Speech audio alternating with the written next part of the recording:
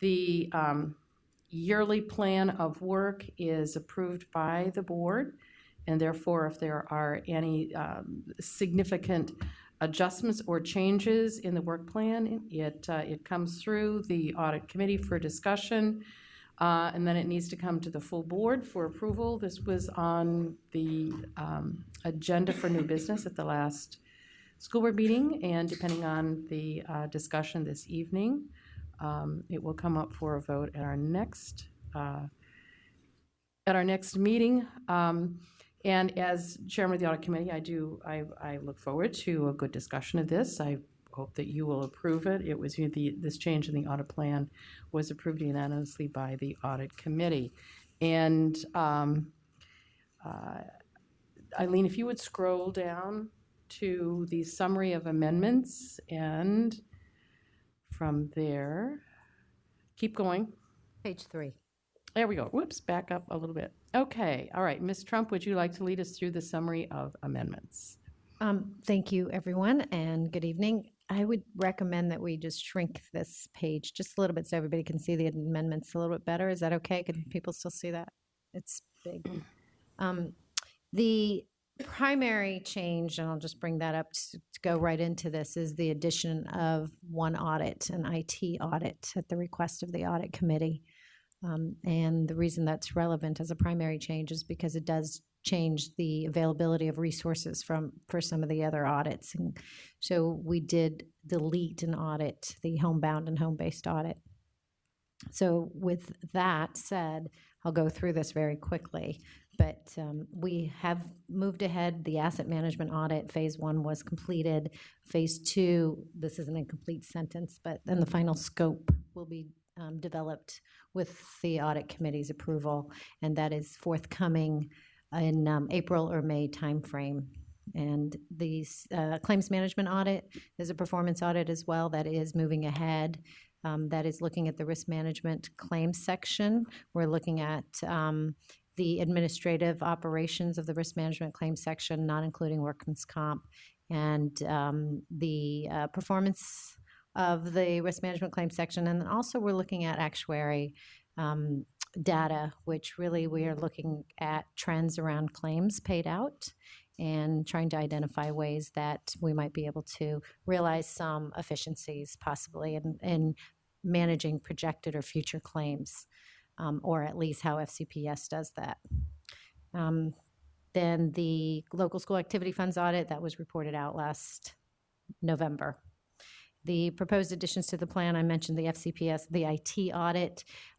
With limited time, I was not able to do an entire risk assessment of the IT universe, so I narrowed it down to cybersecurity, which is a very important and critical area of risk for any organization, not just school districts, of course. And with the growing liability around cybersecurity breaches, it's important to our division, of course. And so I narrowed it down to an audit around cybersecurity breaches. We'll be looking at best practices as well as compliance with local regulations and any state regulations. There are some frameworks in the state, the Virginia Department of Education, and also the federal government. So we'll be looking at how we compare to some of those frameworks. There has been a lot of work done by IT around assessments and audits, including security assessments, and some external audits for some of the work that IT architects as a result of some of our grants. So we did not feel that that was relevant to go down that path again, quite frankly. So it'll be interesting to see what we find out with the cybersecurity breaches, and we are working in collaboration. Is Mary Beth here? She's still here, in collaboration with Mary Beth. Looking at her. So that will be a carryover into FY17 based on the number of the time it'll take. And once that's approved, I am expecting to co-source part of this audit out, just bringing an IS, information security specialist on staff as an auditor to support me in this audit. The second add was LSAF Great Plains 15, and quite frankly, all this is doing is allowing us to take the the new data that's being provided with the upgrade to the Great Plains 15 that Financial Services is putting in place, and allowing us to test those systems and the reports and all the data that's available, allowing us to place reliance on that for the summer school audits. And that's really important because the high schools and middle schools are going to be integrated for FY16, but the elementary schools are not. So my auditors are going to work with two different systems. And of course, we already have reliance on the old system, and so we need to place reliance on the new system. It's completely automated now, so there won't be a paper trail. So by doing this type of work in advance, we will be able to go right into the summer audits very easily. So it's almost a data systems and audit. And then the deletions, as I mentioned, homebound and home-based instruction, we will put this back on for consideration for the FY 2017 audit plan. And finally, the deletion of program evaluations. As you may recall, they were in the audit plan originally. They have been removed. They are not under the purview of audit, and they're being reported straight out to the full board at work sessions. Okay, thank you, Ms. Trump. Any questions? Anything at all? Since Ms. Liftglass is here, I don't know if the board itself knows a lot about the LSAF Great Plains. Just a very quick update, because that's coming through finance, exactly what that is. Maybe Ms. Michael, whoever wants to. Okay. Great Plains is the software that we use to track the local activity funds in each school, local school activity funds, Right. as opposed to the central operating funds that we use the focus system with the county. The Right. Great Plains is what we use for the local in each school. And this is already paid for. This is some, and Ms. Michael, because these are some of the questions. Correct. So we currently use Great Plains 10, which is an older version of the software, and it's actually going to go off support from Microsoft, who has the product. So in order to continue to receive support, we need to upgrade to the newer version, which is Great Plains 15. It is going to give us some great efficiencies. We're really excited about all of the new features included in the software. So we're starting the process first with middle and high schools. We started with a pilot group of schools, and their principals and their finance technicians have been absolutely instrumental in helping us ensure that we're able to roll out a product that meets all of the school's needs and is actually improving their efficiencies. So we're continuing our implementation with middle and high schools with a goal of having those completed by the end of this school year. And then we'll implement at elementary schools next school year. So we'll have the complete rollout done so we can stay on a supported product from this manufacturer. Some of the efficiencies include a centralized vendor file. It allows principals to approve requests for local school activity fund payments electronically, so they can approve online. There's great efficiency in terms of we've updated the chart of accounts, so we'll have better reporting when we receive requests for information. So we're really excited about this new product, and we're also very, very thankful for the great support we've gotten from schools, from principals, and then their finance staff. Great, thank you. And Ms. Trump, did you want to add anything on what this means for your staff? Thank you.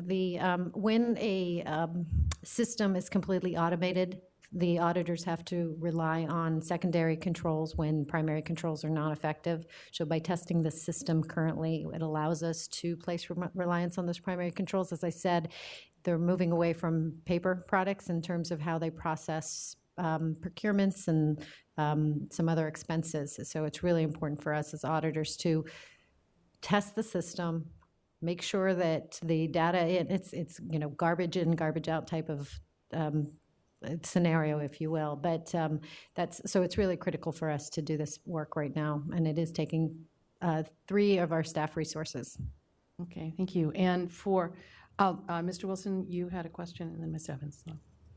Actually, I have a few questions, if you don't mind. But first, I'm really grateful to see you here tonight and sitting at the board table. I think that you have the potential to be a great asset, both to the board in helping us with our analysis of things that come up, and also to the superintendent in terms of sort of being that that alternative voice that might be able to look at the school system's management and processes in a different way. So I I'm very grateful to see you tonight, and I sort of, when I saw you, I thought, oh, this is, I don't know if any birders here, but it's like seeing an ivory-billed woodpecker, which is a very rare breed of woodpecker that actually some people think didn't exist. So, so with that, can you clarify a couple of things? First, the very first bullet point talks about something carrying over from the 2015 audit plan. Mm-hmm. And in the last sentence, I think you said the final scope is to be determined. Yes. So since it was a 2015 audit plan item, what's to finalize at this point in the scope? That's a great question. The asset management audit was broken into two phases, and the first phase was really a process audit, and we looked at the process that is used for asset management and FCPS, and we developed a maturity model for which to compare it against, and that was reported out just recently. The second phase was meant to get into a little more of the details of where are some risks in asset management and where could we provide some auditable objectives that will help benefit the organization. And the final scope has not been determined.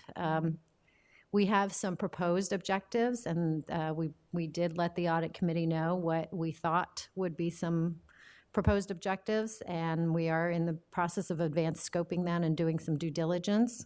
It is around the area of transportation services, and it would require some collaboration with the county.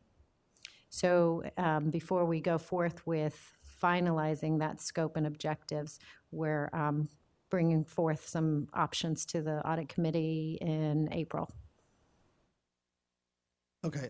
I think maybe I understood parts of what you said. I have to say that some of the auditor language is a little bit hard for me to follow. Sorry about that.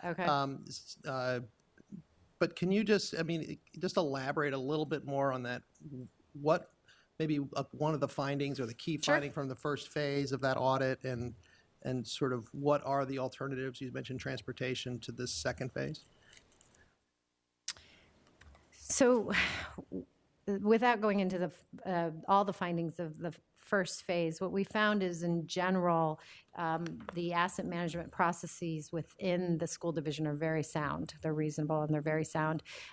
There is a large pool of assets that is managed by different departments, FTS, IT, and financial services. So we looked at those different pools to see what processes were used for managing the inventory, accountability, and also how they're accounted for on the books. So all of our findings around those processes were low risk. We did make some recommendations. There were 5 recommendations total around asset management processes, including possible centralization of some of the procurement at the schools, and some other areas, which, as I said, there's 5 of those are in the audit report. But the second phase of the audit, what we were proposing, what we saw one of the biggest risks for our school district is transportation services, the liability, the safety of the students. And so what we were proposing was a possible objective of looking at 2 areas. One, compliance with regulations and local and state regulations, but also the second area was efficiency, looking at the optimization of the model that we are using right now for transportation operational of transportation services. We have an agreement with the county, and the county provides our maintenance for all of our vehicles, our buses, So we'd be looking at that service agreement to see if it's actually the best use of our resources. So that is, right now, as I said, we are doing a little more due diligence and then bringing it back to the audit committee in April. But we think this is a real good area for us to look at an opportunity to collaborate with the county on for possible efficiencies. I mean, we're looking at, is there a lease cost ratio that we could look at that might be more optimal for the county and the division? The maintenance agreement that we have in place with them, is it optimal? So it hasn't been looked at in several years, if even. I don't know. I think they looked at it about 10 years ago, Janie?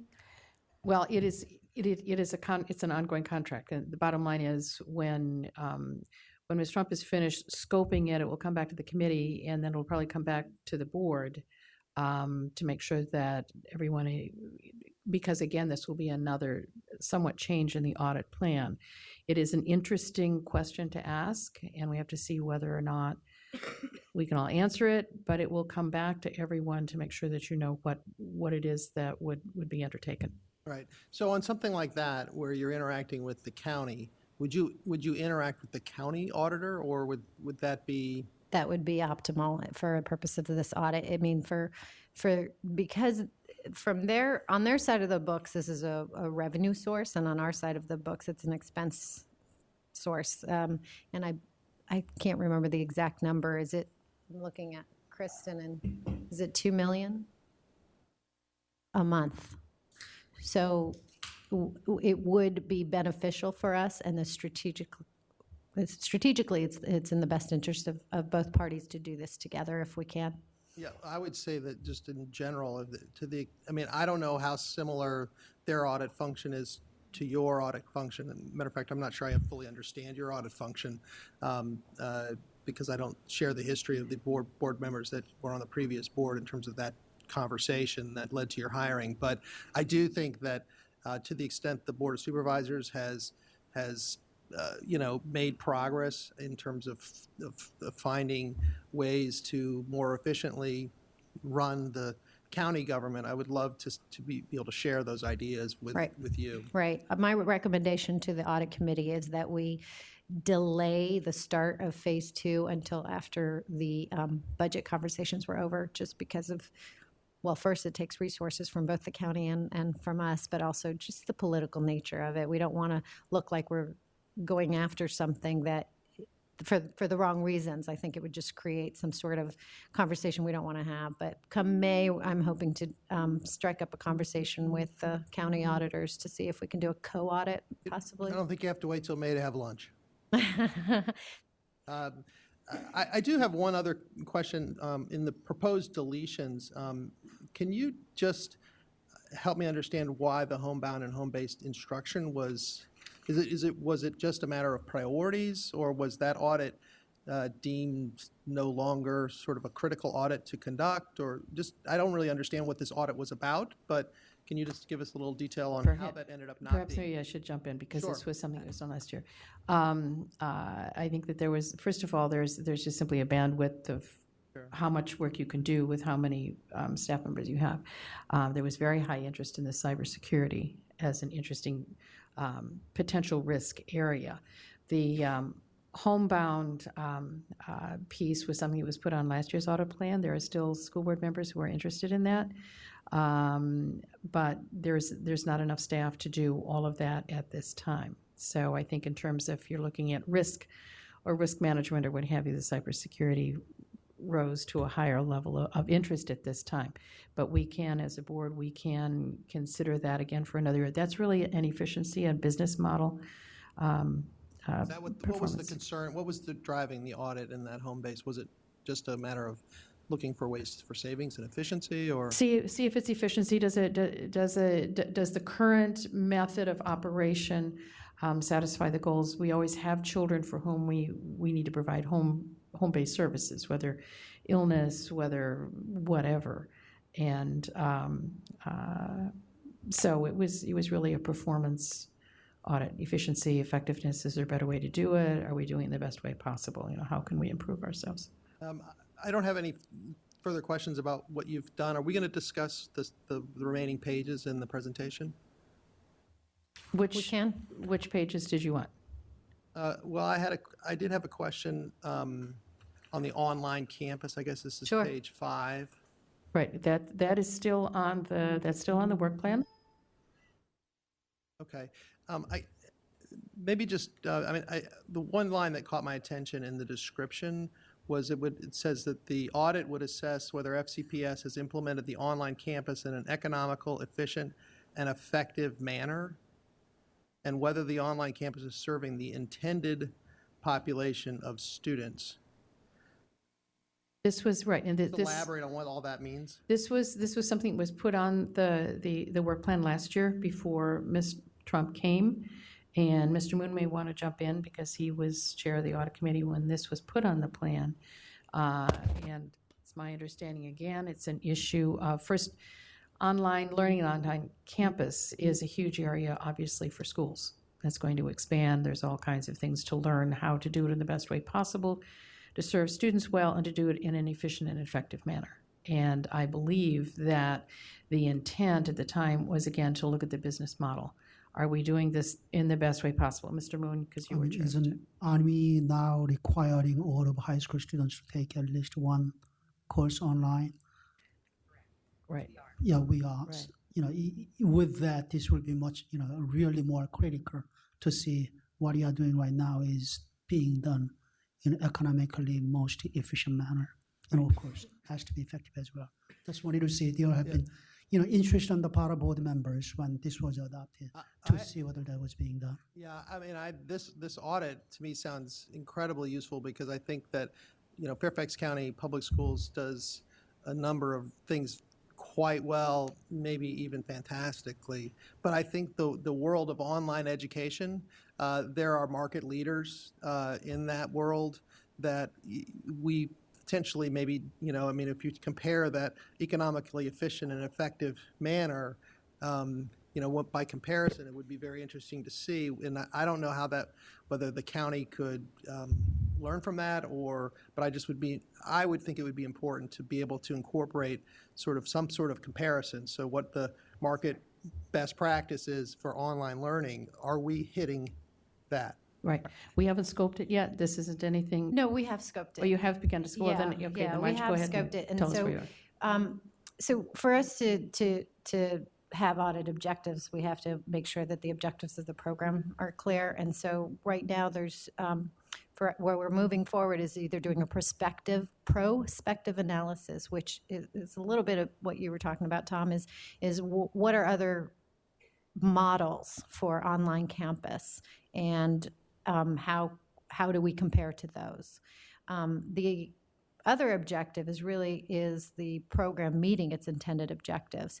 And so what we have found is by doing some of our due diligence, I'm going to use that word since I think that's probably more familiar to people than scoping, but as part of our scoping or due diligence, we have found that the objectives have changed year on year. So it's harder to do audit against intended objectives and intended population served if those are not clear. So we are trying to assess that. I'm working with Dr. Garza to try to identify, as well as Dr. Duran and Dr. Presidio and the administrators for the program. So right now we're looking at two, not parallel, but two options for this scope. And it really comes down to, if the objectives are clear of what this program's intended goals are, then we'll be able to audit against those objectives. If they're not clear, then we would do a prospective analysis or a prospective audit. I guess the last question I would have is, and this goes to your what is your role in terms of vis-a-vis the board, but is there any capacity for the Auditor General office to conduct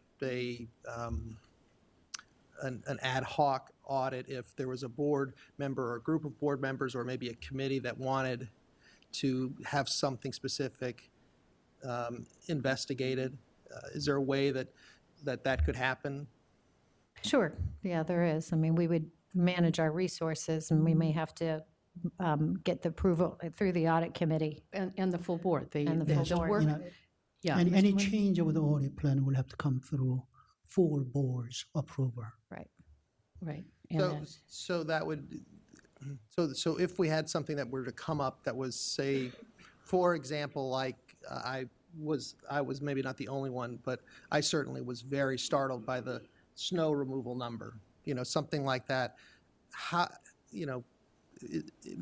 Something like that, maybe there's no time horizon on, but some other things might be time sensitive. I just worry that if there is capacity for something like that, that we have a mechanism to allow a board member. Just like any other school board issues, you will, if you have something you are interested in, after having done all your due diligence, sitting down with the staff members, you want to bring that to the full board's attention. And one of the most common way of doing it is obviously to bring to the forum. And if it is time sensitive, and the majority agrees that time sensitive and that's very much needed, then the next one is to change the plan.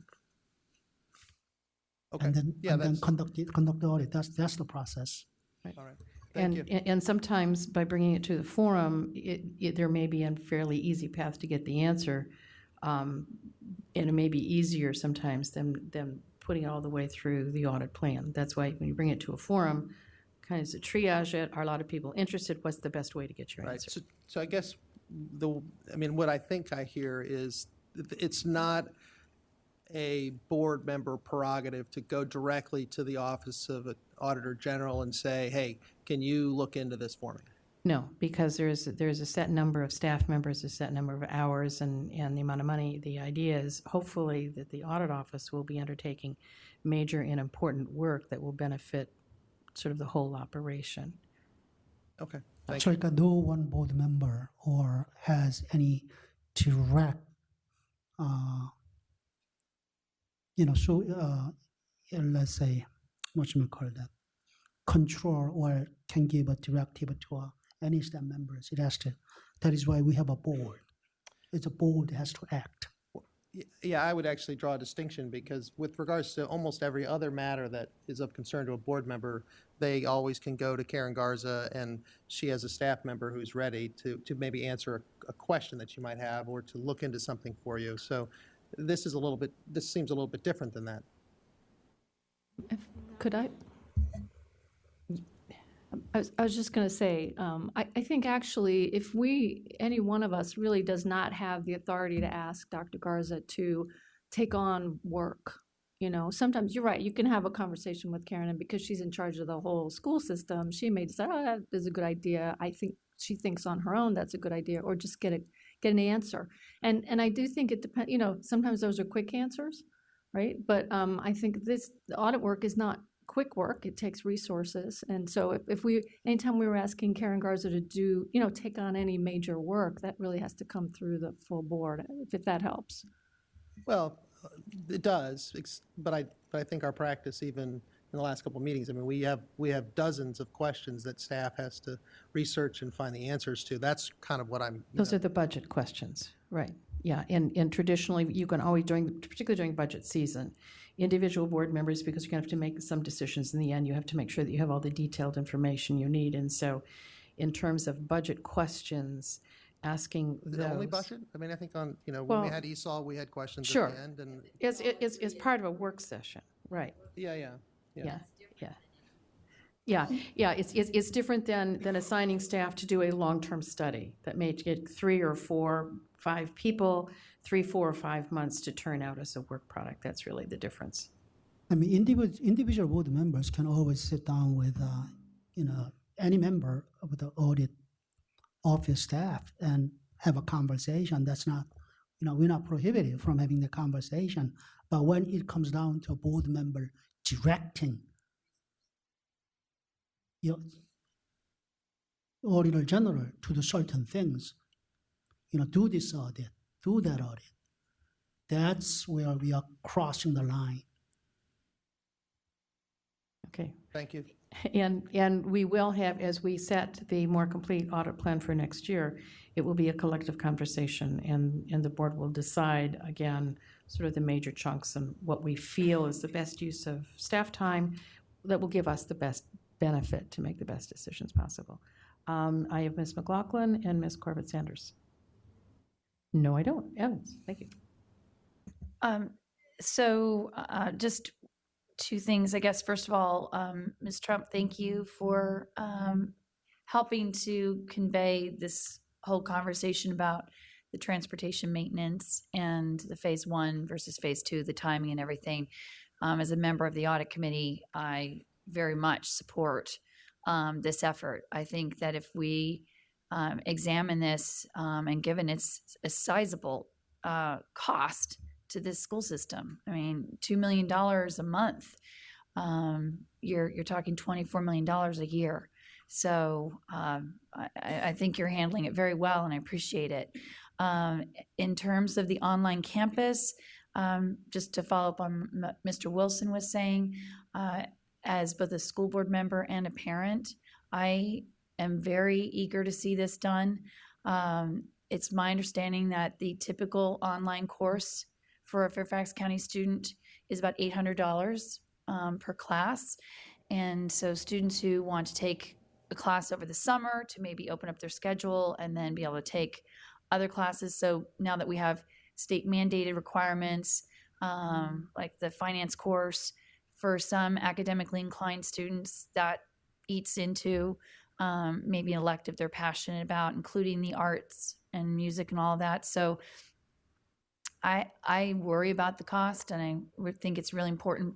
I can't right now explain to some people why a course costs that much. I have 2 college professors in my family, and I know what they get paid for summer online courses, and I can guarantee you it's not $800 times how many students are in that class. So I think we need to have a better understanding of the costs involved so we can explain it to our community.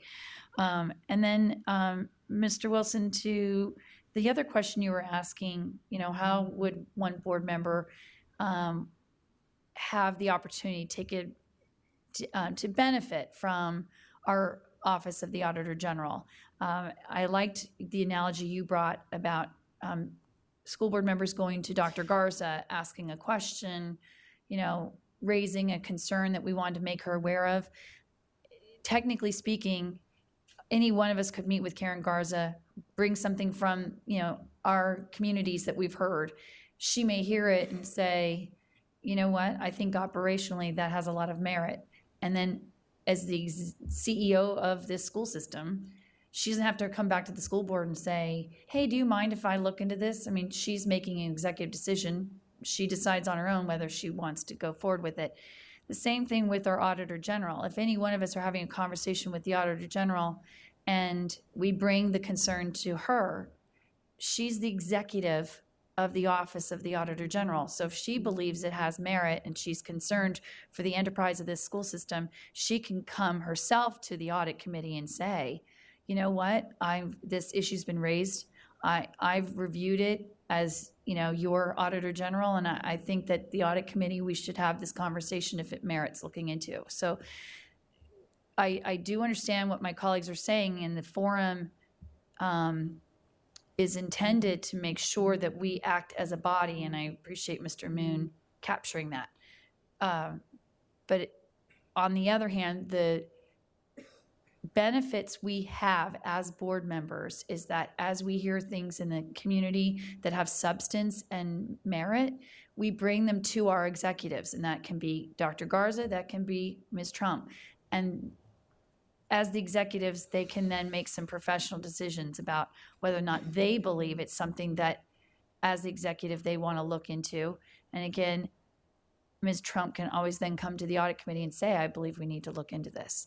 I also appreciated that it was emphasized that, yes, we have an audit plan, but I know in the time I've been on the board, even before Ms. Trump arrived, that even Ms. Weatherman, as the school board auditor, used to talk about the fact that there's always a cushion within an audit plan, because you have to be nimble and you have to be able to understand there's going to be things that come up, and the audit shop needs to be able to have that build-in of time. So I think we have a good model in place, but especially since you're new to the board, I wanted to make you aware that the good thing is that cushion is there so that our Auditor General, again, can make some executive decisions about what are things that we need to do in the best interest of the school system.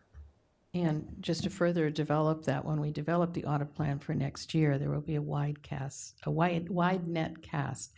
School board members will be asked to weigh in. What do you think would be useful to audit? Dr. Garza is being asked, Ms. Quinn, leadership team. So, again, because technically we are assigning large studies. What is a good use of time to give us useful information back? So, Ms. Corbett-Sanders and then Ms. Evans.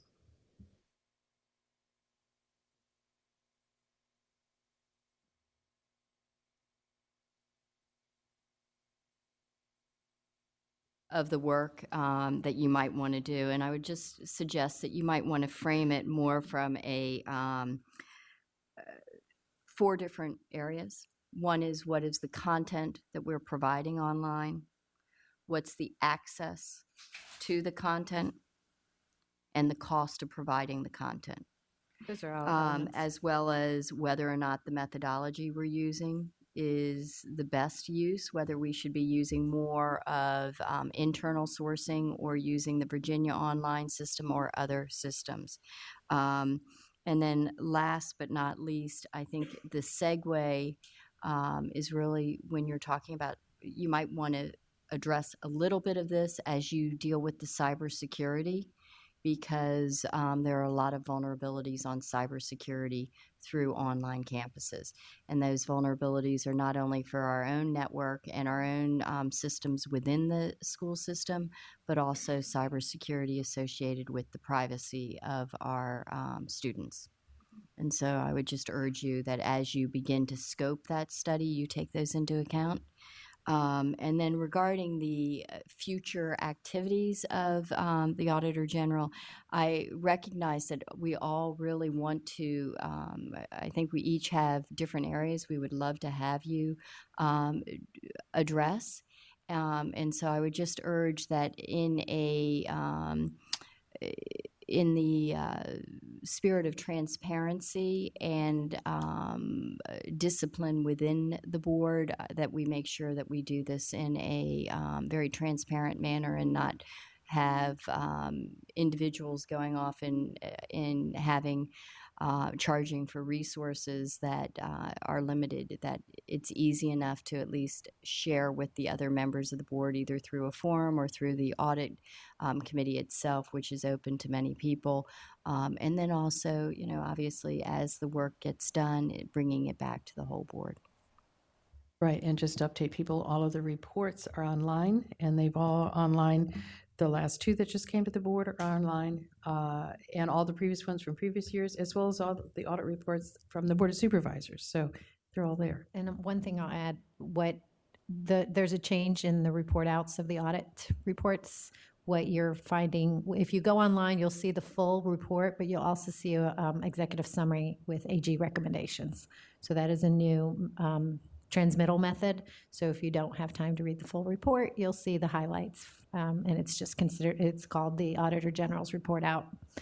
And as far as what Janie was talking about with the casting a wide net in April, we're going to be discussing this a little bit more at the audit committee, but in April, the board can expect to see a survey requesting input from the board members and also the leadership team on the audit plan for next year. It's part of risk-based auditing. You guys heard me talk about that a little bit more, so we're making some steps towards that so that our audit plan is meaningful and we're not auditing projects that may not be as risky, whether it's financial risk, reputational risk, legal risk, operational risk, compliance risk, the different areas of risk that may not be as risky to the division. So that helps manage the resources for my office as well as the expectations for the citizens and the board. Thank you. Ms. Evans? Thank you. I'm going to agree with Mr. Wilson that I'm very happy to see you getting this work in progress, and I think that you do have we have an opportunity to have a lot of positive change. So thank you for being here. I had a couple of questions. Ms. McLaughlin mentioned transportation, and I may have missed this part. Is that what the asset management is? Phase 2 of asset management will be looking at transportation services and the different. Just transportation services. Correct. Okay. Especially and student transportation. Okay. Narrowed it down even a little bit more. So is that operational, or is that are you looking at buses? Are you primarily looking at buses, or are you looking at the operations, the routing and that sort of thing, or is it you're just looking at buying and Correct. maintaining buses? Right, maintenance. Okay. We have a service agreement with the county for Yes. maintenance and service, and we'll be looking at whether that is an optimal service agreement. Good. The effectiveness of that service agreement. We will look at other service delivery models for transportation. I won't be opining on routing. Okay. All right, But- that's fine.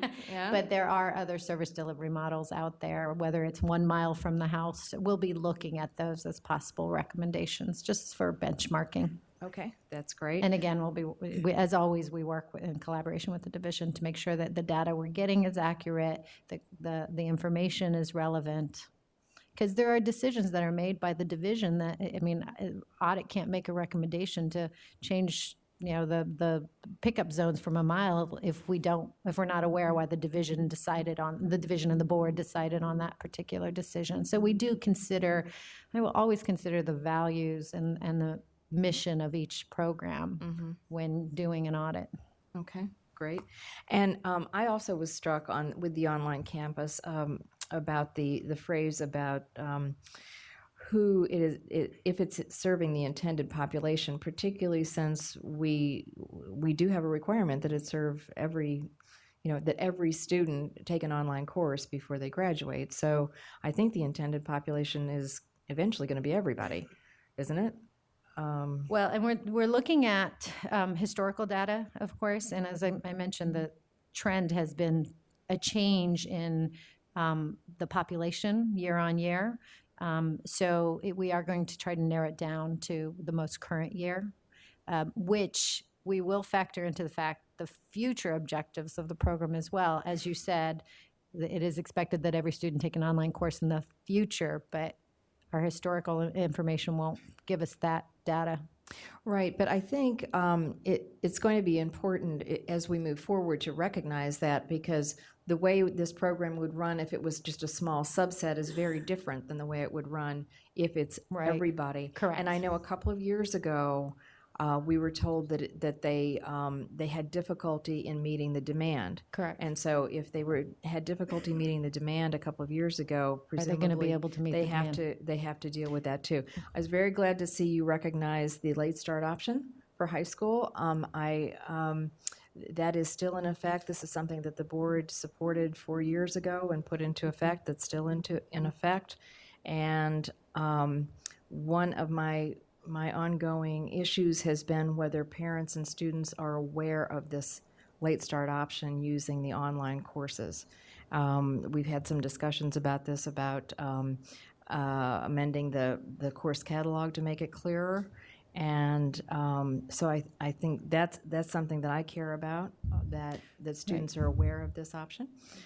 And we'll look at, as a target population, we would look at the effectiveness of the online campus meeting that particular target population. And if it isn't or it isn't based on some sort of data, again, trend analysis, why or why not. Okay. That's, well, I appreciate that as well. And the change management, I find that a very exciting aspect of your work. Because it's almost 9:30, I'm not going to ask you to go into details on that, but I would love to see more of what you have in mind on that down the road. And just one more thing, going back to Mr. Wilson's question about how to, we all seem to have answered him in a couple of different ways, but we are looking at this today. We are looking at the audit plan today, and there's a reason we have a work session on it.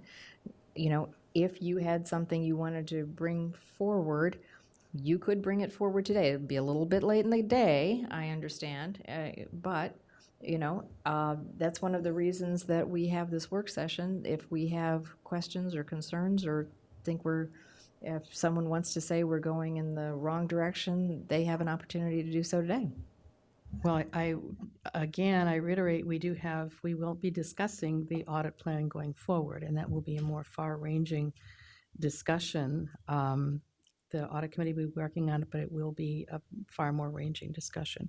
Mr. Moon? Just a couple of minor comments on the particular language dealing with the intended population of students. Yes. I think that language might have come from the fact that even before online course requirements came from General Assembly, basically, to all of our high school students, that there were certain online classes established or set up for certain targeted group of students. for certain needs. Whether we are meeting those needs, I think that might have been one of the reasons behind having that particular language. Yeah, we're going to ask for segregated information by population.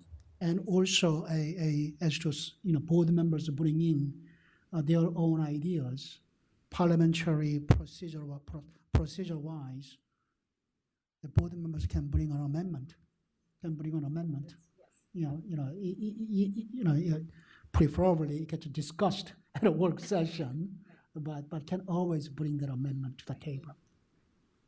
Right, and as for some of these audits that are early in their phase, and I guess my question to you, Ms. Trump, is with the online campus, I think when some of this language was first written, I think because it's been on for almost a year, Right. there may be further discussion that you want us to bring forward to clarify or what have you, because the online campus is a new and expanding field for all of us, and it's very important. So I don't know if we want to have further discussions as we get into it. Well, to as be you're looking at fair to Dr. Garza, I have requested a meeting with her because, as I said, I met with the other administrators, and I'd like to get a little clarity from her on what the intended population and the intended objectives Right. are.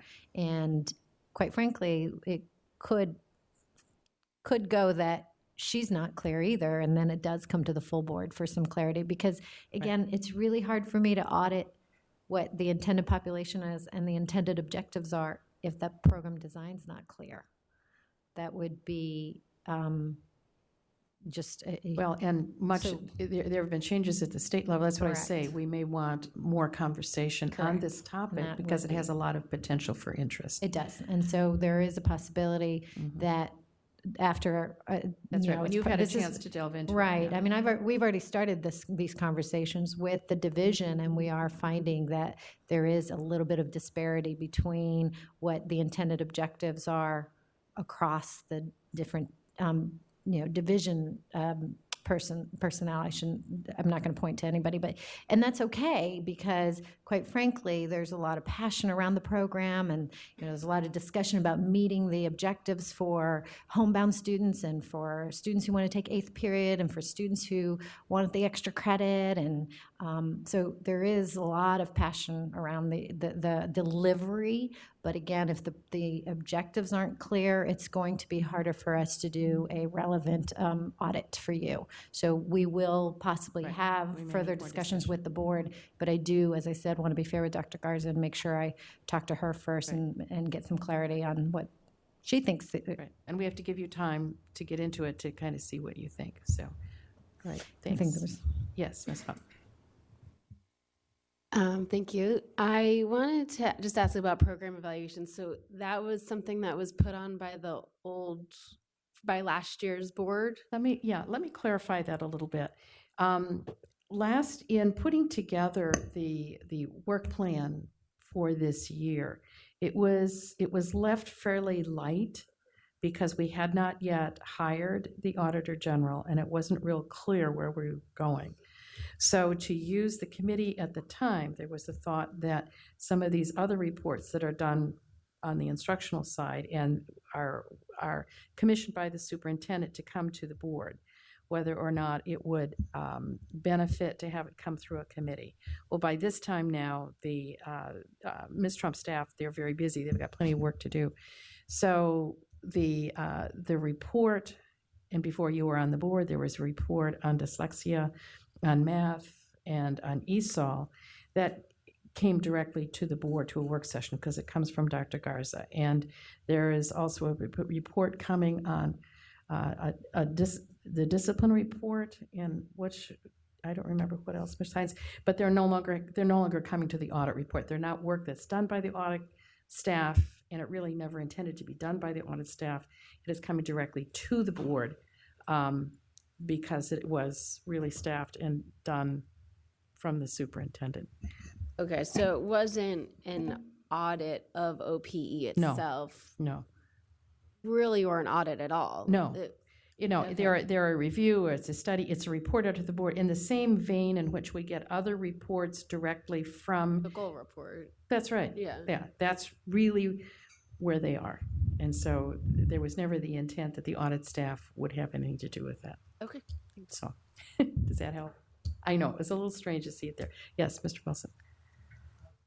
So as we are heading into an unfortunate season of comparing programs and going back to the budget task force recommendations, and maybe this is an obvious question, but is there an ongoing sort of auditor general responsibility to point out or identify areas of savings or efficiencies within the division? And if so, when and how do you report those to the board? Not, okay, I'm going to go back. Not Okay. there, the task force report and the budget, they are not specific work projects for an audit. We could, going forward, ask No, for an audit. I'm not suggesting that the task force was suggesting audit Right. items. The task force, frankly, using the online tool compares, you pick one program over another. My point is exactly the opposite. I would rather do a lot of things than, say, well, I'm going to favor immersion over fourth grade strings. And my question is, we have this asset, and does she sort of have an ongoing task of identifying efficiencies and savings within the division that she specifically identifies and reports back to the board? Not in this short cycle, as we have to make budget decisions. Going forward, if the board wishes some large study, that is a possibility. But no, not in this way. She would not recommend what we should cut between now and May. No, I'm not suggesting that she has specific cuts that she would propose for the budget. I'm just asking, in terms of a responsibility as Auditor General, is that one of her ongoing responsibilities? No, Thank you. that's not. Ms. Corbett-Sanders. I think, Tom, you raised an important point that we actually talked about the other day, and I'm hoping we'll actually get from Dr. Garza and her staff, which is the crosswalk between what are the possibilities for cutting and how does that impact our ability to actually accomplish the strategic plan, Ignite. And so as we continue to refine Ignite, I would expect that that's the role of the school, of Dr. Garza and her staff to say, these are things that are critical to ensuring we accomplish our goals, and these are things that are not as directly related to accomplishing those goals and objectives. Yeah, Sure, go ahead. You have another question. I guess what I'm a little bit concerned is that, let's say they're doing a school audit, and while her team is at the school, teachers are coming up and saying, hey, this doesn't make sense to me. This is costing us money, or this is really aggravating all of the teachers. How much independence does she have in that role to say, when her team comes back, to say, hey, we need to look at that division-wide? There is a special waste, fraud, and abuse hotline that goes into Ms. Trump's office. I'm not talking about fraud, waste, and abuse. Right. No, individual teachers, when they go in to do the student activities audit, those are fiscal audits, and teachers don't come in to talk about program. The people who go into the schools to do those audits are financial people, and they're not there to listen privately to what the teachers have to say. That's maybe then a bad example, but I think Yeah. you're missing my main point, which is, Right. how does she, in the conduct of conducting audits during the year, this is what she does. She's an auditor general. She has a staff of auditors and people working in her office. Those people are out in the division. They are conducting audits. They are likely to, in the course of that responsibility, identify other savings and efficiencies that, in a time of very difficult budget times, I think we want to have a mechanism for that to come to the board so that we can discuss possible ways in out years to deal with, to maybe address the savings that we didn't know about. I think this was addressed by Mrs. McLaughlin earlier, that if a Auditor General sees something that's worth audit committee's time, full board's time, she can bring it to the attention of audit committee chair or chairman of the board. And then it will be incumbent upon a respective chair to place it on the agenda Okay, for so the, it for the does sound like discussion. it's a standing commitment of the Auditor General to do that. Absolutely. But the distinction is, it's not, Auditor General is not without board's blessing will launch into investigation or separate audit, which is not covered by audit plan. Right. But for example, when they do the online school audit, you would expect them to be able to listen quite broadly to people who have significant comments or inputs or suggestion when they take a look at that subject matter. It would not be my expectation that Ms. Gump would, you're right, would be sort of the magnet for just general school system employees bringing all kinds of things. We do have the hotline, etc. So that would be, we have the regional offices, we have principals, we have all the other educators out there whose job it is on a day-to-day basis to take in information, to make sure that things are going well. If they're not going well, to bring it up the chain, to fix it, to what have you.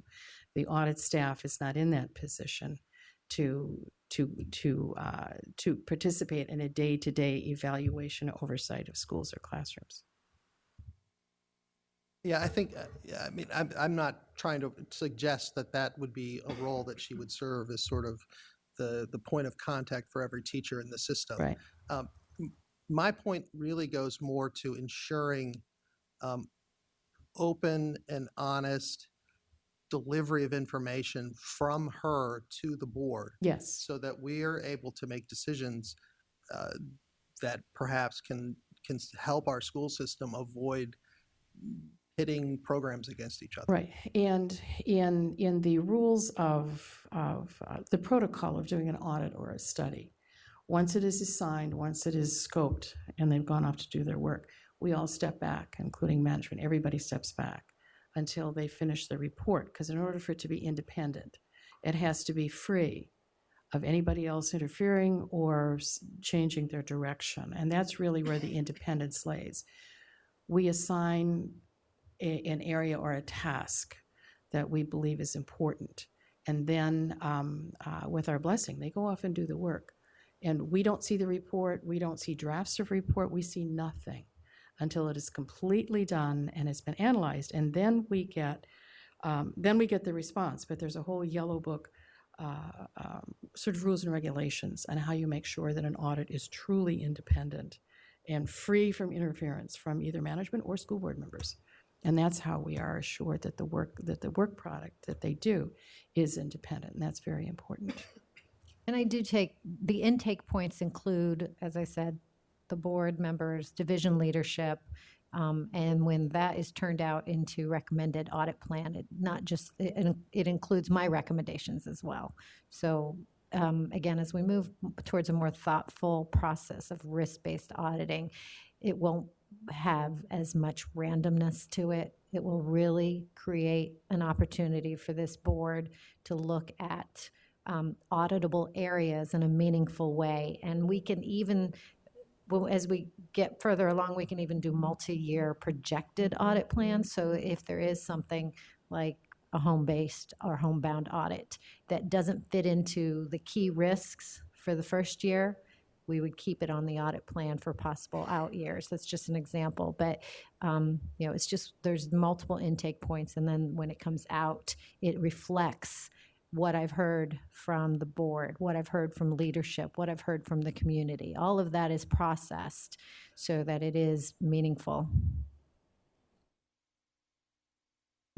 Okay. Any other questions? All right. So I am assuming that it is a sense of the board that we can go forward with the cybersecurity audit and assign that, and it will go forward. Yes, Ms. Schultz, I'm sure you are very well versed in cybersecurity. I am. And I just have one question. I brought it up in the past, and I remain concerned. and it's a small segment, but it is the individual laptops of the board members, and that we do not have a randomized,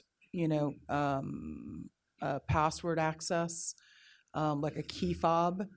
And because these aren't connected to the end drive of the network unless we dial up to the VPN, if this disappears from a car, from a restaurant, from a hotel on a trip to NSBA or whatever, and somebody gets in, everything that's on the hard drive of the individual board members, including things like employee information, personnel information, student information, everything here is, one, not backed up necessarily anyplace else, which is not my greatest concern. My greatest concern is that I really think that in terms of security of the type of information that we access on this, that something be looked at in terms of the risk, in terms of the types of information, and it is very high risk information, and whether or not we should have a more increased degree of security with something like a randomized key fob access, or something other than just a password that changes, I think, once a year or once every 6 months. I made notes, and whether or not that is an audit procedure versus a conversation with Mary Beth, I will follow up on that. Okay, thank you. That was an example of an excellent question that helps to inform and enrich a large study that we hope will be very interesting and helpful. Thank you, Mrs. Schultz. Okay, Ms. Trump, do we have any other questions, any other things to clarify for you? No. No, okay. All right, then this work session is over. Do we have any next steps? I don't think so, other than the modification to the audit work plan will come to the school board for action. Unless I hear any other questions, then I think we're ready to go forward with that. Yeah, and I'll ask you offline. Sure, okay, all right, great. Thank you very much.